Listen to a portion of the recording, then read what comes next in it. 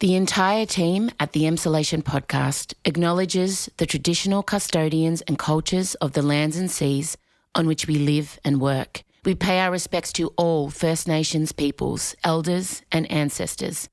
We acknowledge that sovereignty was never ceded and stand in solidarity towards a shared future. I personally want to acknowledge the traditional custodians of the land on which I record this podcast every week, the Wurundjeri people. I recognise their continued connection to the land and waters of this beautiful place I call home.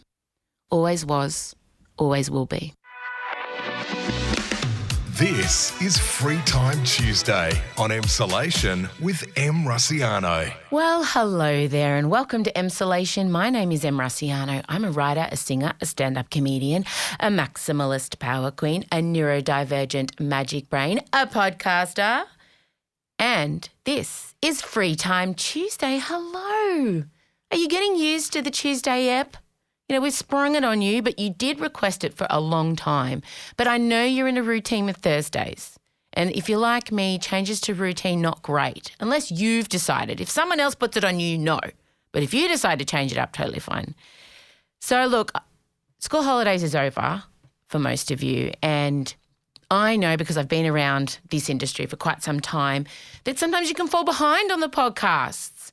Sometimes, you know, you're not driving to work every day. You've got the kids at home and you can't play us out loud, which, as you know, I'm all for. You should not play us around your kids unless they're of a certain age, especially the one that we did last week around the correct way to wash one's vulva and the correct way to refer to one's vulva. That's something you should play everybody, especially your sons. But I know that life can get hectic and you can perhaps fall behind and feel a bit overwhelmed and not really know when to go back and start. And then maybe you just leave it because you're feeling like it's too much, and we don't want that to happen. So we thought we'd put together some of our favourite bits from the last 4 eps, just so you're up to date, or maybe you just wanted a, I don't know, we love a montage. And we've picked the funny bits, the good bits, but we also wanted to put together a little present, a little ep for you to send to potential emsolators. And if you are here for the first time because a friend has sent you the link and said, you've got to listen to this and report back. If this is our test, if this is our try before you buy, welcome. You are so welcome here. It's lovely to have you. I promise you, you're going to enjoy the next little while. This is a sampler, a taste test, a tasting board, an antipasto serving of what the podcast is usually about. I do want to catch you up on the goings on in my life. Over the weekend, I went out twice. Yeah, I'm as shocked as you are. My children were checking in like, are you okay? Friday night, well, not technically I didn't go out. First of all, I went over to my friend Joel Creasy's and we watched Hocus Pocus 2.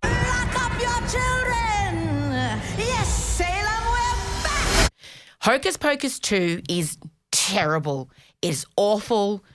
I loved it, 5 stars, because it gave me all that I wanted. I got sisters by the bucket load. It was so camp.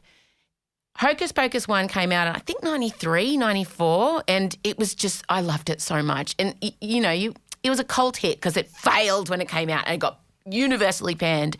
But then a lot of us younger teenagers were like, no, this is camp. This is amazing. This is Bette Midler. This is Sarah Jessica Parker. And then when we heard there was going to be a sequel all these years later, you can only imagine. It dropped at 5 p.m, so I went round to Joel's, and it's so camp. You will love it if you're a fan of the first one. If you haven't watched the first one, don't watch this because it will just be a hot schmozzle mess.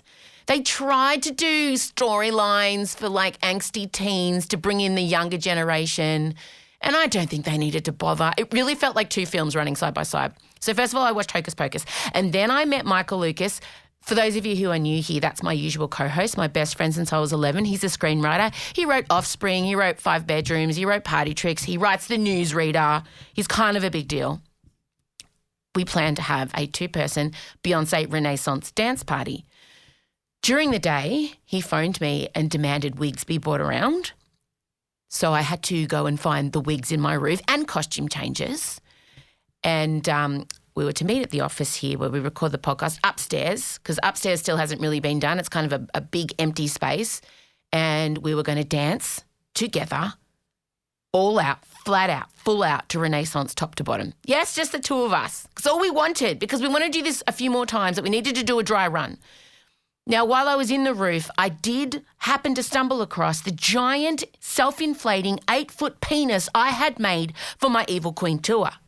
And I haven't unfurled him. I haven't inflated him since 2017. And I grabbed the crate and I hoped against hope that when I got to the office and Michael and I unfurled the giant wang, that it wouldn't have a puncture. And we got here, we put on our wigs, we got dressed, we set up the wind machines, we set up our sad homemade disco ball that was hanging off a coat rack. Not great. We were using our iPhone torches to light it up. But we pressed the button on the pump and that huge cock and balls did not let us down. My God. Oh, not a puncture, not a tear, not a rip to be seen. It was strong, it was true. And then we, of course, proceeded to treat it like an adult bouncy castle, which I went in too hard, surprise, surprise, and tweaked my lower back.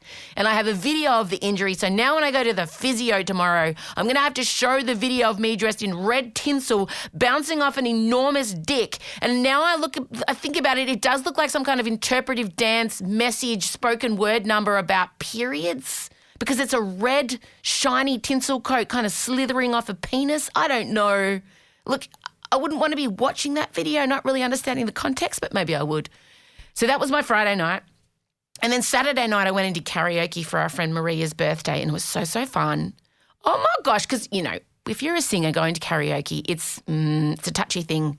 You don't want to be the wanker up front professionally singing songs and everyone else, they're punters, right? So you've got to strike that fine line. You've got to sing a little bit really well so everyone in the room's like, oh, bitch can sing. But then you got to stop. You got to be gracious. You got to MC. You got to hand the mic to other people. You got to, be everyone's hype girl. You're only allowed to really just sing for a short amount of time to remind people who you are but not have them hate you. So you can't be there too long. I opened the night with All Night Long by Lionel Richie. Michael supported me. Although support is a strong word. So that's what I did. Where's my harp noise? I don't have my normal. Here we go. So now you're all caught up. Let's get into this. Is going to be fun. I love it when podcasts do this. I love it when TV shows do this because usually I'm up to date, but it makes me fall back in love with them. But also I hope that this will encourage you to go back and listen to the eps if you haven't heard them yet. The first episode we're going to cover off is one called Pummel Me Like a Wildebeest Stampede. And I just feel like perhaps that's all you need as an intro to what you're about to hear. Enjoy. In this storm cloud week, horrific week of inside my brain, there was one beam of light that shone through, and that was the Disney Expo, where they announced all the new shows that are coming up. And it was almost like someone at Disney broke into my house and read my dream diary. Because the lineup of what is coming, I will not be held responsible. Mufasa is getting an origin story. It's basically softcore porn. I was going to say. They're essentially making an erotic film unbeknownst to them. Oh, step into the light, Simba. Oh, my God. Yeah. Did you have a sexual response to just the announcement, just the lettering? I'm just imagining young buff. Look up here. Do you see up here? What? Oh my God, we're getting in. Oh, gang, I'm sorry. I'm back again. There's a lot of side quests today. What I'm doing right now is I have left the podcast desk to walk to the cabinet in the studio and grab my lion statue. So what you're about to hear me clutching and banging on the desk and the whole time I'm talking about Mufasa, I am holding Mufasa in my hands in a ceramic statue type situation. This is not good. Back to the pod. Look at this. Yeah. Look at this. Yeah. We're getting this like, oh my God. Yeah. It's the circle of, we're going to have all new stories. And who is voicing him? Who? I don't know. James Earl Jones? His voice is too old. They need to find someone who's got that same like Idris Elba. And critical, that'd be good. Also, is it a musical? I God, my presume whole so. body's just- You're not going to do anything in It the has to Lion be a King. musical. It has to So be. it has to be a singer. Yes, because James Earl Jones was not a singer. Who could it be? Who? They have to have that baritone voice. Nobody messes with your dad. But is he like a teen in this? Because Doesn't he's matter. got a really high voice when he's a teen. We've never seen Mufasa as a teen. You're thinking of Simba. Sorry. Racist lions. Goodness, you have not raised her properly. Fail. Parenting fail. I don't think anyone's going to look at the upbringing of your children and think not enough Disney. He is the hottest Disney king / prince. He's the hottest one, Mufasa. I'll fight anyone who says otherwise. There is no, and he's the most dependable, the one who shows up. Like, he's not trying to poison people or kiss them while they're asleep or kiss them while they're dead or like make them leave their entire family and lose their voice. He is the perfect man / lion, Carks it pretty early in the proceedings. which just makes him all the more mysterious. Okay. But there's a long life before that. He And lives thank in the God, clouds. Mufasa is like, Well, they won't make it like the latest Lion King. It won't be that Yeah, realistic, is will it? it? Like, will it be cartoony animation? Oh, I think God, I I'd didn't- prefer that. I love it how they say live action, but it's still just can computer we animation. just clarify right now? Yeah. I only find cartoon Mufasa hot. I am not attracted in any way to the live action remake Mufasa. can't You're not take it some to sort the of zoo. deviant. Don't take it to the zoo. That line has to be very specifically drawn right now in the sand. All right? Daily Mail, M. Rossiano is attracted to lions. Again, I want to categorically state it is cartoon Mufasa that I enjoy, not That is a good no, clarification. totally necessary clarification. I always thought it was your early exposure to the Like a Virgin video clip that led to this. Because remember in that one, Madonna is basically going to shag a lion in Venice. It's true. Oh my God, do you think that's why I like lions? I think so. I think it's all connected in the great circle of life. Of life. I will admit this right now. And don't bother trying to search, either of you. Oh, God. What are you going to admit? All right, well, look, cliffhanger. If you want to know what my confession was, you must go back and listen to that episode. Next up, my chat with my great mate, Nazim Hussain. We had a long, meandering, hilarious, fast, hectic conversation that I really encourage you to go back and listen to. But I wanted to share with you a moment that, well, it was my favourite. It's a long-running prank, lie, joke Nazi's been pulling on his mum. Basically, I remember when I started doing Legally Brown, that SBS show, I had to take time. I basically quit PwC at that point. And my mum thought I was going to work every day, but I would get changed in my suit, go do... What is your get life? changed into casual clothes, do the comedy stuff, writing, and then get changed back in my suit and come back home. Some days when there was no comedy workshops to do, I would just sleep in my car. I would stop just it. go In for a walk. suit? Yeah, I would just like walk around the shop. Anyway, one day, my mum was like, I'm going to go drop off lunch. And so she went to Freshwater Place, South Bank in Melbourne. I'm just here to give my son Nazim some food. Oh, okay, yeah, really grand reception at the bottom. And they're like, what was his name? Nazim Hussain. Okay, looking in the... Oh, no, he doesn't work here. No, he works here. He's at PwC. No, actually, he hasn't worked here for 4 months. My mum then called me up. Nazim, what the bloody hell? So, I'm on secondment to some subsidiary company. I just had to make up some shit. Anyway, she found out not long afterwards, and probably now if she listens. She knows how to work a Wait, podcast. have you never... I've sort of told. Have you never discussed your double life with her? I think she's found out via interviews that she's like, hey, good joke. Wait, was that true? But anyway, I love that story. Well, make sure you've gone and got that book because it's out now. Nazi has a book coming out. That's why he did the chat. But go back and listen to the whole ep. You will love it. And if you don't really know much about Naz, I'm sure you'll be a fan at the end of it. Now we speak about a tragedy that befell Lady Gaga at the end of her Chromatica tour. This episode is entitled Ted Lasso Punched Baby Yoda. That is a true statement. And if you want to understand it, you need to go back and listen. But here is our okay stop when we describe to you what happened to Gaga on the last night of her tour. Unfortunately, there's a natural emergency in that there's a storm. It's in Miami, and lightning is striking. It's actually striking the ground quite close to the venue, and so presumably people were rushing backstage saying, Gaga, it's just not safe. We're going to have to end the show halfway through. It's our last show. So they have to like end and evacuate the stadium. Yeah. But thankfully, she had the power of social media. She could reach out to the fans. And didn't she ever? This video we're obsessed with it, by the way. I love it. The best thing about social media, I think, is that it gives divas the opportunity to do tearful videos to their adoring gaze. And without PR consent. That's right. And no one's ever gone more tearful or more just over the top. This is very akin to what the people witnessed on Friday, I have to say, with my speech. Just the places the places you're about to hear Gaga go. Yeah. Not dissimilar to how my speech went, especially where she ends. She did not hold back. She did not wear her poker face. Sorry, it's getting shit. Where's my boo button? Sorry, I know, I've really turned it. All right, so what we're going to do, we're going to okay stop on the video. We're going to play it all for you now. Chella and Michael can face you two. All right, you two can do the okay stop if you want. Okay, you ready? Hi, everybody. Thank you so much for... Stop. Yes. Go.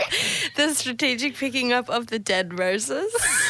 So she's clutching a posy that was obviously given to her by a fan, and a couple seconds in, she has brought it up in front of her, like a bride, like a what do they call it? Like a corpse bride. Yes. Yeah. Okay. coming to the Chromatica ball, and The way she's... Okay, stop. Sorry. Okay, stop.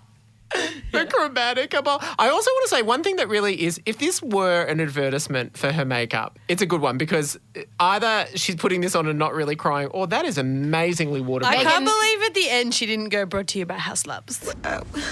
we really tried to finish the show tonight in Miami, but we couldn't, because even when the rain sort of stopped, there was lightning that was striking right down to the ground. So Can I just say, okay, stop.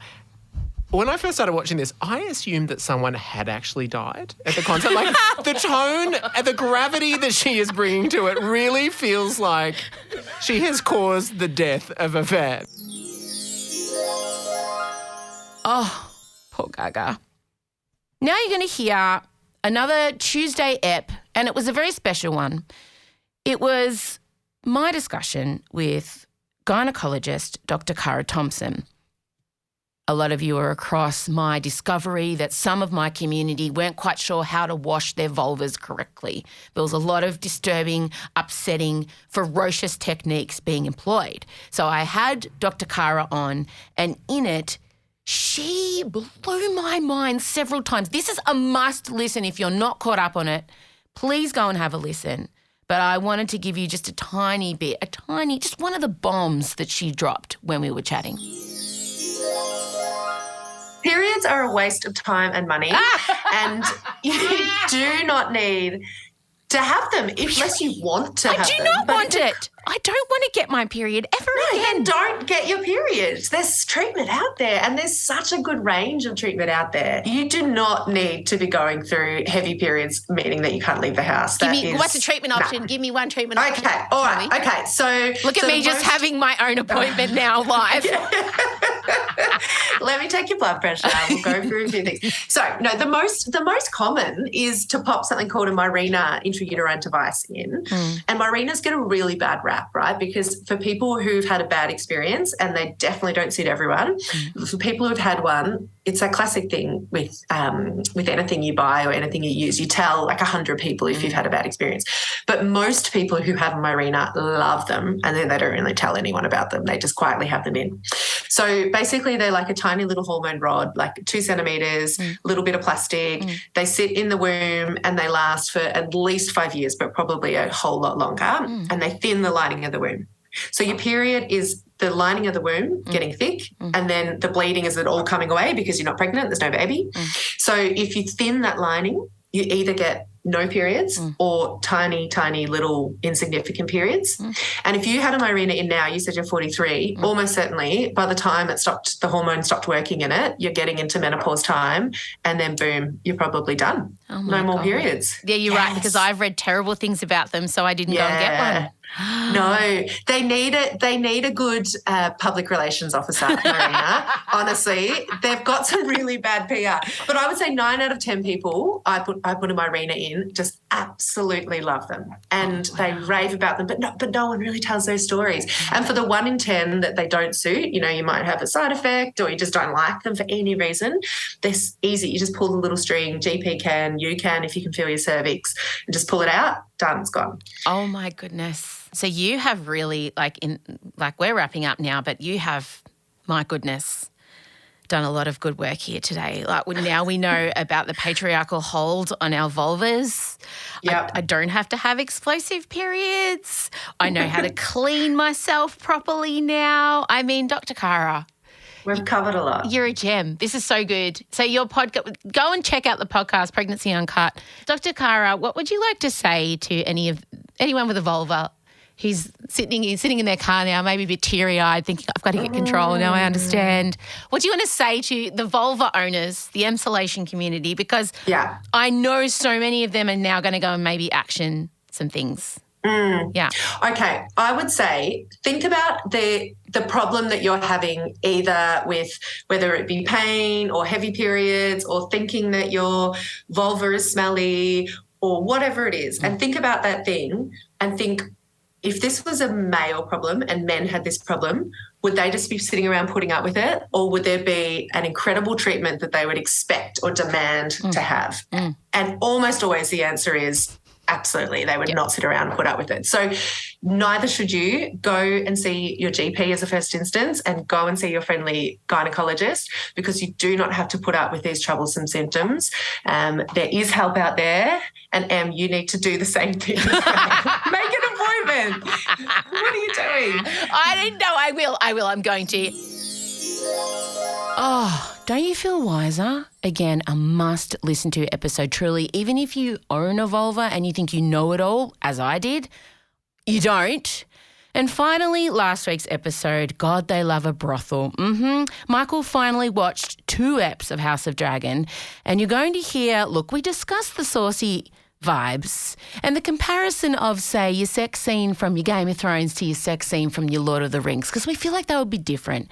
And also, look, I have a bit of an obsession with the quality of the wigs, or lack thereof. Here you go. There literally could be a brothel scene, which there is several. Often, very often. God, they love a brothel. They do. Don't they? It's a lot more hardcore than the Lord of the Rings show. Oh, my God. I need to go to Lord of the Rings for a break. But I have to say that watching the first episode, because it sort of begins with a princess who seems quite young. And so, I did have a little moment where I think, this is all a bit Disney, isn't it? And then, whoa, okay. Mate. Whoa, and I made the mistake of sitting down with Odette and Marcella and Scott, and we watched the first episode as a family. They really like doggy style in this magical world. There's so much doggy style going on the opening ep, and we're all sitting there. Yeah. And I just had to say it. I said, this is ideal to be watching with mum and dad. We have a pretty good threshold with that stuff, because we're all we talk about it. But episode 1 of this series, think about all the sex that went on in that episode. And I'm sitting there with my 15-year-old just going, okay. So we've agreed to not watch it together. We now just all separate and watch it. We can watch Lord of the Rings, because the elves and the fairies aren't having orgies. They aren't. It's just not. Thank God. Although I wouldn't mind that. I think it would be a different experience watching elves and fairies have orgies. Yeah. I think there'd be a lot of pixie dust. Sure. I feel like it'd be gentle. Yeah. I feel like there wouldn't be hair pulling or slapping. I feel like it'd be it would be like a ballet. A lot of the landscapes, I think, in Lord of the Rings seem better for lovemaking too. It's like a last meadow. So true. Whereas in Game of Thrones, you're just in some sort of rocky... There's also the violence is off the charts. Oh, mate. If you want to see a skull cracked in, you're in luck. Every with blood episode. and brains splurting everywhere. So they can nail that. They can nail an entire human skull caving in looking realistic, but we can't get a lace front wig wigs are glued hard. down. Yeah, it's I'm hard. sorry. All right, well, now you're all caught up. and maybe sold. Maybe you're a new customer. I hope you enjoyed that. It was really fun putting it together. We want to do a few more of these because we've made so many episodes and then often we just don't look back on them and move to the future. But it's nice to be reminded of the frivolity and hecticness that happens in the weeks beforehand. Thanks for being here. I hope you come back. On Thursday, in fact, for our regular episode, we'll be here. And also wanted to say hello to the patrons. If you want to become a patron of Emsolation, you can do that. All the info is at our Instagram, at Emsolation Podcast. You can also shout us a coffee. It was suggested by some of you that the commitment of patrons a little bit much at the moment. You're not really sure where you are financially month to month. I get it. So you can just shout us a coffee whenever you want. And it's not actually literally, we don't buy coffees with it, but I'm actually going to put the money towards building our TV studio upstairs, which is really ace. All that information as well is at the Instagram, at Emsolation Podcast. All our great videos are there and visuals. It's a whole experience. We have a newsletter also. We have everything. We're trying to build a whole community. We're hurtling towards world domination. We'll see you Thursday, gang. Bye. Free Time Tuesday on Emsolation is a Spotify exclusive podcast hosted and produced by Em Russiano.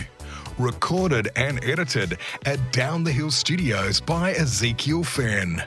A brand new episode of Emsolation with Em Russiano drops every Thursday, 6 a.m, only on Spotify.